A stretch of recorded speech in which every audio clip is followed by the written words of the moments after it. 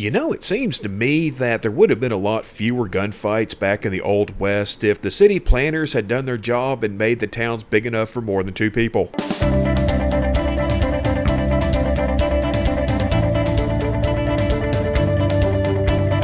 Hey folks, welcome to This Week in History, and right off the bat, we want to go ahead and thank our patrons, Steve Stevens, Clayton Jaimez, and the Hayes family. We appreciate your support, and we appreciate the support of all of you through liking, sharing, subscribing, all that good stuff. But if you want to help a little bit more, and while you're at it, check out a video about that time the English hung a monkey, yeah, that happened, head on down to the description below, we've got links to our Patreon page. Anyway, let's get into it. On September 12th of 1213, with a victory at the Battle of Muret, Simon de Montfort brought it into the Albigensian Crusade, also known as the Cathar Crusade because it was called for in order to get rid of the Cathars in southern France. Well, that's why it started at least. It became this whole political thing, but yeah, crusades tended to do that anyway. In 1857, the SS Central America sank about 160 miles off the coast of Cape Hatteras, North Carolina, drowning a total of 426 people. Also lost was between 13 and 15 tons of gold from the California Gold Rush. On September 13th, 1848, Vermont railroad worker Phineas Gage survived an iron rod that was 1 1/4 inches in diameter being driven through his brain. This was important because, well, he survived,